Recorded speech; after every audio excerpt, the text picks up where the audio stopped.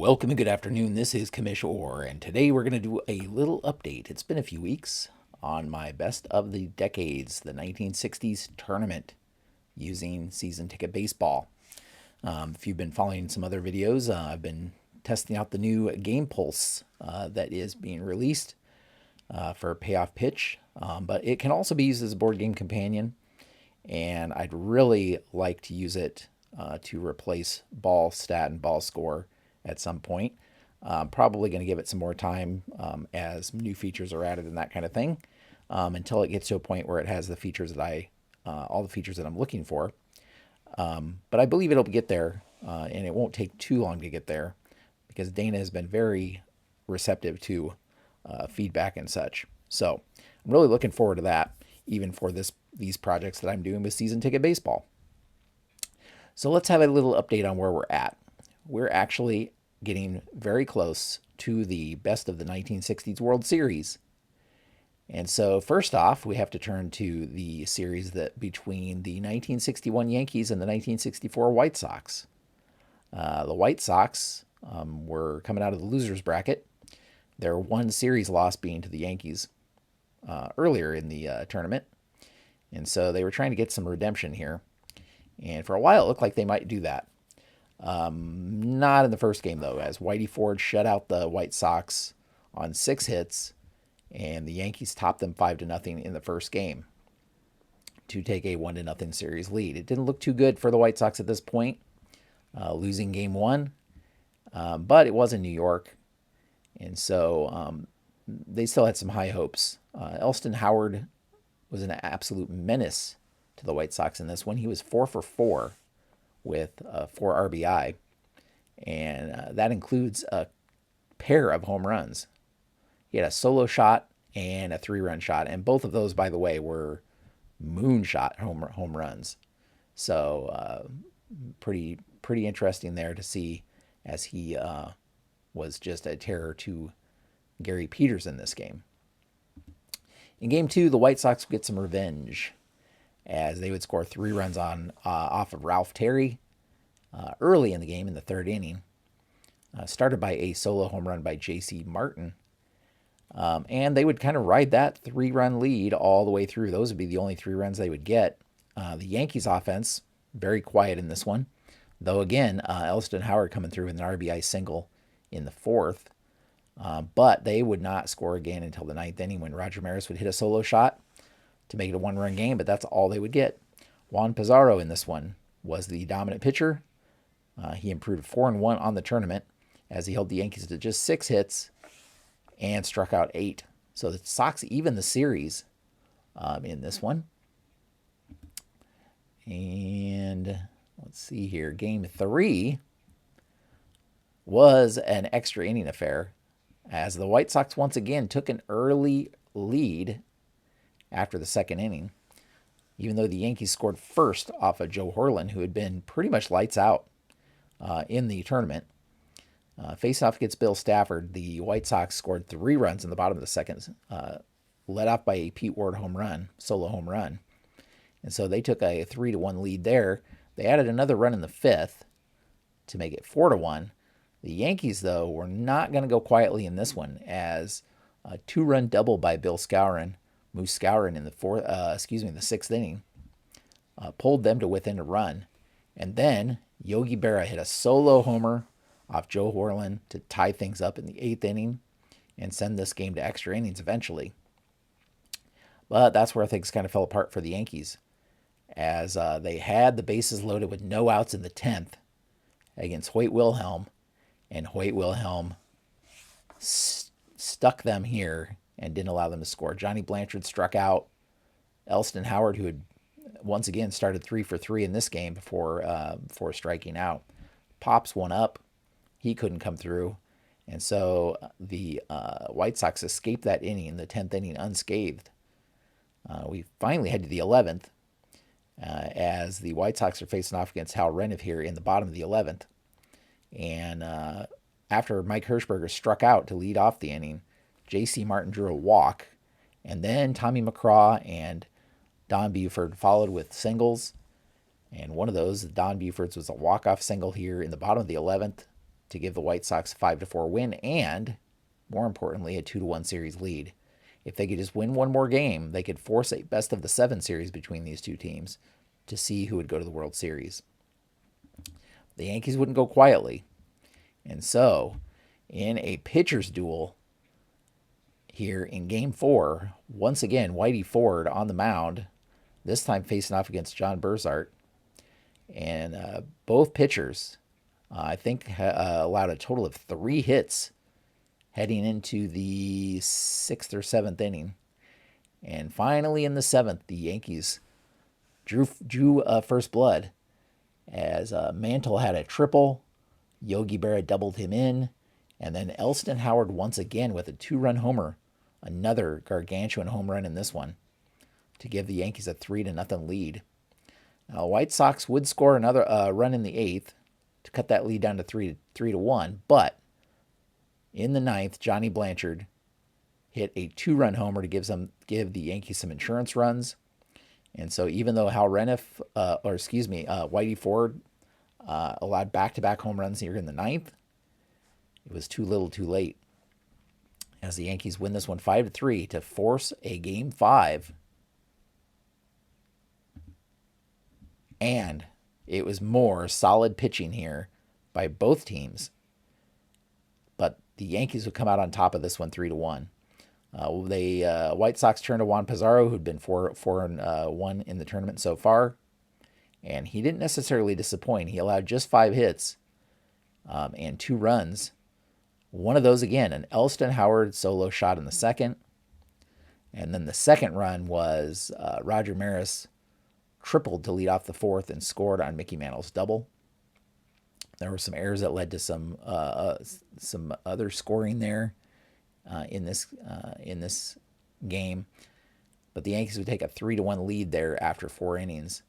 And that's actually as much run production as either team would get. So Ralph Terry, who was 1-2 coming into this game, held the White Sox to just 6 hits, 1 run, and pitches the Yankees to victory. And not only victory, but eliminates the White Sox from this one 3-2. So the Yankees become the American League champions and head on to the World Series. As for who they will play, that is still to be determined. As let's head over to the Pittsburgh-San Francisco series between the 1960 Pirates and the 1962 Giants. The Giants coming out of the winner's bracket in this one, having beat the Pirates earlier in the tournament. But Game 1 of this one would go to the Pirates, as teams would trade off a couple of runs each early in the game. The Giants would take a 3-2 lead into the 8th, but Dick Stewart's double would tie things up in the 8th inning. Billy O'Dell facing off against Vern Law in this one, by the way. And so heading into the 9th, with Bobby Bolin coming in for the Giants, and right away gives up 3 straight base hits to lead off the 9th inning as the Pirates score a couple of runs here, and they would go on to win this one 5-3, taking Game 1 of the series.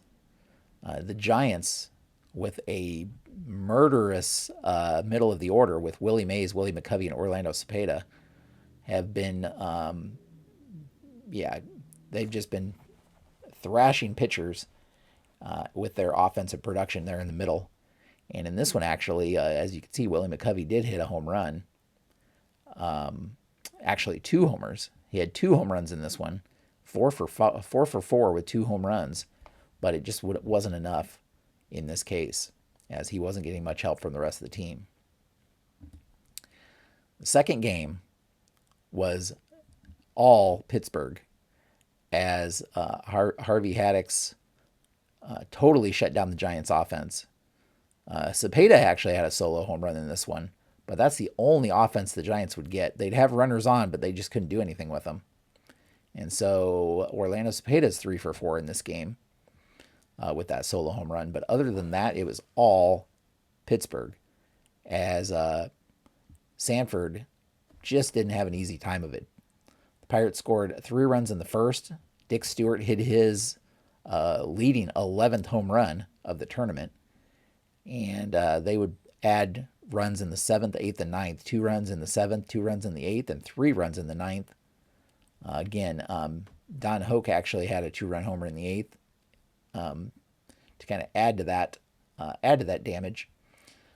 And they would just totally dominate 10-1 in this one to take a 2-0 lead in the series. The Giants, finally, their offense showed up in Game 3, facing an 0-2 series deficit. They would totally punish Bob Friend here in the first inning with all 9 batters batting, scoring 4 runs. None of them homers, though, in the first inning, strangely enough. But then in the second, it was more of the same, as they would score 3 more runs in the second inning. One of those was unearned. But again, none of those from home runs. It was in the third that they finally showed that kind of power, as Friend only lasted 2 2/3, allowed 14 hits and 11 runs, capped by Orlando Cepeda's 3-run homer in the third inning. And that was all she wrote for Friend. The Giants would score a couple more runs in this game, but most of the damage done in those first 3 innings. Their other runs scored were Willie Mays hit a 2-run shot in the 7th. But surprisingly, Juan Marichal didn't really have, he had a lot to work with, a huge lead to work with. And the Pirates actually started chipping away at it. Marichal allowed a run in the first, then he allowed another run in the 4th, and then he allowed a couple runs in the 5th, and then he allowed a couple more runs in the 6th. And I think they had an 11-6 lead at that point. They still had an 11-6 lead before they scored a couple more runs to make it 13-6. And then Marichal just was left in there and allowed a couple of solo shots in the 9th. So even though the Pirates never really got close, they scored plenty of runs in this slugfest. But San Francisco takes it 13-8. But that's all they could do. As the next game, it was more of a pitcher's duel again. Billy O'Dell and Vern Law going at it again in this one. Both pitchers pitching into the 9th inning. O'Dell allowing 2 runs on 10 hits in this one. Let's see here. Yeah, the Pirates scoring 1 run in the 3rd to take an early lead. But then in the 8th, San Francisco finally, Willie McCovey, Harvey Keene hits a sac fly to tie things up. And then Willie McCovey in the 9th hits a go-ahead solo shot, give him a 2-1 lead. But they just couldn't hold it. As in the bottom of the 9th, Don Hoke hits a solo shot to tie things up. Now, Mazeroski would follow with a triple with 1 out. So Billy O'Dell intentionally walked the next 2 batters to load the bases. Stu Miller would get him out of that one, retiring the next 2 batters to send it to extra innings. And finally, in the 12th inning, as neither team could score, in the 12th inning, Bob Skinner hit a single. Dick Stewart hit a 2-base single to advance Skinner to 3rd. And then Rocky Nelson hit the sac fly to win it for the Pirates 3-2. So, taking a look at the tournament as we see here. Now, Pittsburgh has won 1 series, or lost only 1 series, and the Giants have lost 1 series. So the 2 teams will face off again, this time a best of 7, to determine who will face the Yankees in the best of the 1960s World Series. Now, let's take a look at some stats here. If I can do this right.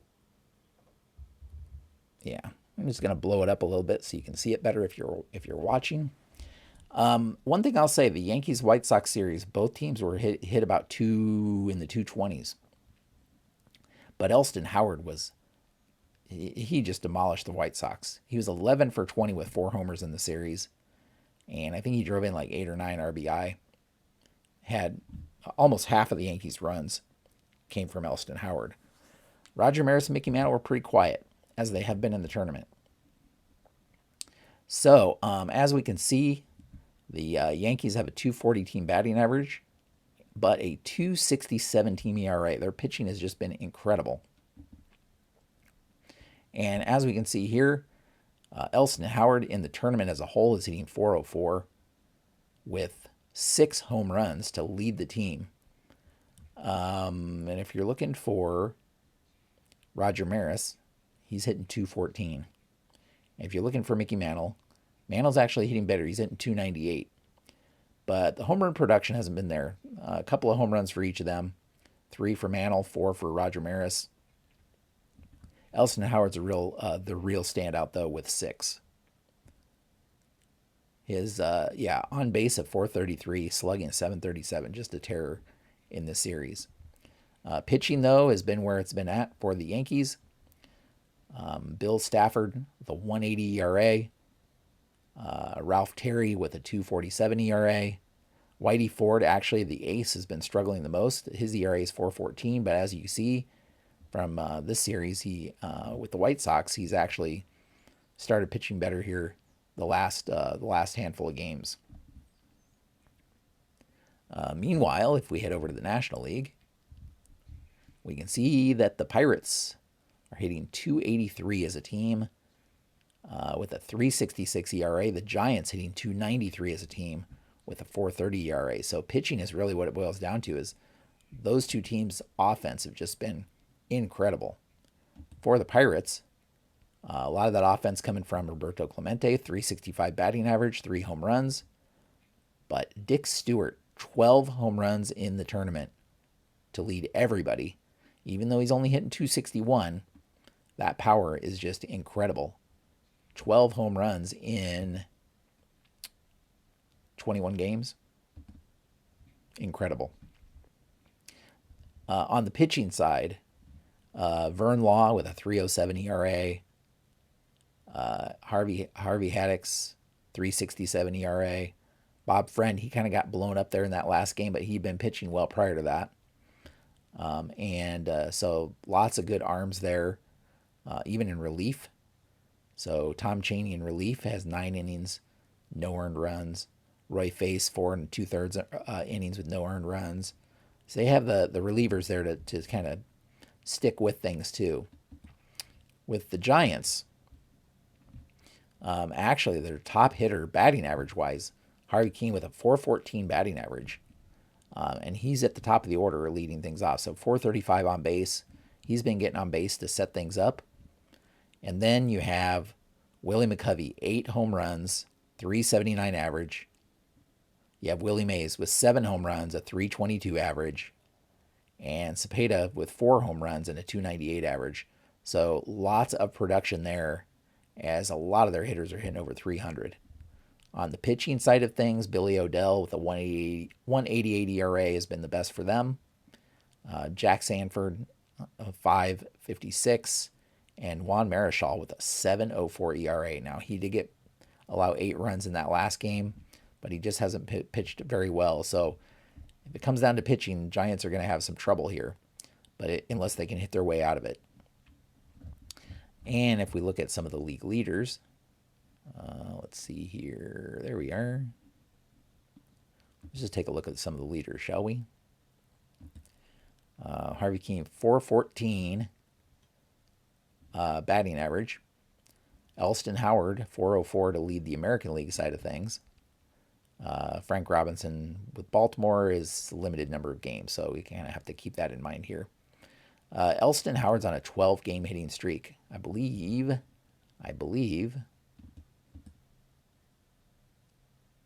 Yeah, the Yankees have played 14 games, so Elston Howard's on a 12-game hitting streak currently, which leads everybody, of course. Home run production, as I said, Dick Stewart with 12, Willie McCovey with 8, close behind him. Willie Mays with 7. Lots of power potential there. On the American League side, we have Elston Howard with 6, kind of leading things off there. And then, of course, an RBI. Dick Stewart, 24 RBI, by far leading everybody in the entire tournament. Now, keep in mind, the Pirates have also played a few more games, too. But pretty incredible there. Not a lot of stolen bases overall for any of these teams. Not a lot of stolen base threats, but there's a few. There's a couple stolen bases here or there. But that's what you get on the batting side of things. Let's take a look at the pitching leaders. And Steve Carlton for the St. Louis Cardinals with a .95 ERA. Of course, they're out of it right now. The top ERA for any of the remaining teams is Bill Stafford with a 180 for New York. And followed that by Billy Odell and Billy Pierce for the Giants, 188, 198 respectively. And that's what you get. Opponents, let's see. Let's take a look. I think Whip's down. Yep. So Ralph Terry, 893, allowing less than one walk and hit per inning pitched, which is pretty good. He also has the most quality starts. He has 5 quality starts. He's pitched quite a bit and has come through for the Yankees on a number of occasions there. Harvey Haddix is 9 strikeouts per walk, which is the best of anybody still in the tournament. Unfortunately, Koufax and Drysdale are out of it because Koufax was pretty dominant himself. And that's what you see on the pitching side of things. So, if we blow this back down, that just kind of gives you a little update. The next series, of course, as the Yankees are kind of holding their own over here, waiting to see who they're going to play. We have the 7-game, best of 7 series between the Giants and the Pirates to see who's going to win in the National League. The winner of that takes on the Yankees for the whole ball game here for the best of the 1960s. This is my 3rd best of the decades tournament. Prior to are complete, and you can find those results all over on baseballmaelstrom.com. If you head over to baseballmaelstrom.com, you can follow this project and my Payoff Pitch project, where you can see write-ups on all the games. You can see box scores, score sheets, and all that fun stuff. That's where we will leave things today. Hopefully you enjoyed that little update. It's been a few weeks. I thought I'd update everybody on that. Getting very close to finishing this up, as we'll have the Pirates and Giants having their best of 7 series. The winner of that will go on to face the Yankees in a best of 7 World Series to determine who is the best team of the 1960s. So stay posted for that. Follow all the action here at baseballmaelstrom.com, as I said. And until next time, have a great evening.